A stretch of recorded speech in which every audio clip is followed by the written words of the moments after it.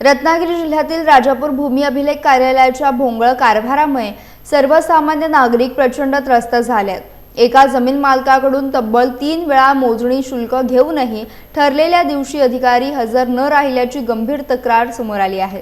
विशेष म्हणजे अधिकारी अनुपस्थितीत असतानाही संबंधित जमीन मालकावर दंडाची कारवाई करण्यात येत असल्याने नागरिकांमध्ये संतापाची लाट उसळली आहे। प्रभारी अधिकारी सतत गैरहजर असल्याचा आरोप देखील स्थानिकांकडून केला जातोय। कार्यालयाबाहेर लावलेल्या फलकानुसार संबंधित अधिकारी केवळ आठवड्यातून एकदाच शुक्रवारी दुपारी 3 ते 4 या वेळेत उपलब्ध असतात।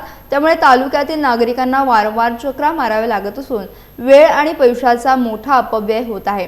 दरम्यान तालुक्यातील काही प्रकल्पांसाठी नकाशे आणि कागदपत्रे वेळेत मिळत असल्याचा आरोप करत सर्वसामान्यांची कामे मात्र जाणीवपूर्वक रखडवली जात असल्याचे चित्र आहे। या प्रकरणामुळे प्रशासनाच्या कार्यपद्धतीवर प्रश्नचिन्ह निर्माण झाले असून याकडे वरिष्ठांनी तातडीने लक्ष देण्याची मागणी नागरिकांकडून केली जाते। अर्ज किती कधी केला तू? गेल्या गुरुवारी अजूनपर्यंत मिळालं नाही। 8 दिवसात बोलवलंय, पण आज सुट्टी होती ना, पण आज आली। हा एकाचा मिळलाय 21 पाली आहे, वाडापाली वाडापाली आहे। हा वाडापाली कुठे आलं? वाडापाली आहे, सागवे कचरा देवीला। सागवे कात्रा देवी। मग आज जर नाही दिलं तर आज जर नकाशा नाही पाहिजे होता तो भेटत नाही, बसा म्हणून सांगितलं। अच्छा, तुम्ही कुठे? पैसे कोणी भरायला सांगितले? का नाही भरायचे ना, भरले ना त्या माणसाने 3 वेळा।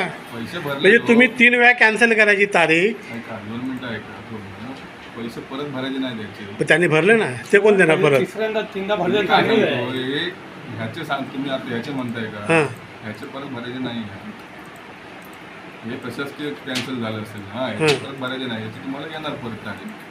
बरोबर आहे, पण तुम्ही अर्जदारांना फोन करून सांगितलं नोटीसच नाही जात कुणाला साहेब, अर्जदार लोकांना कुणाला नोटीसच दिली जात नाही तुमच्याकडून। पहिल्यांदा नोटीसच का अर्ध्या लोकांना मुख्य मूळ मालक आहेत ना, त्यांना नोटीस नाही केले, कोण आहे?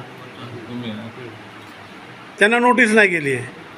मागच्या वेळेला नोटीसच नाही दिलेली, हां, मागच्या वेळेला नोटीसच नाही दिलेली आणि लगातारांना नोटीस दिली। हा टेबल अनेक दिवसापासून रिकामीच आहे आणि इथे कोणी अधिकारी उपलब्ध होत नसल्यामुळे अनेक गैरसोयींना तालुक्यातील नागरिकांना जावं लागतं।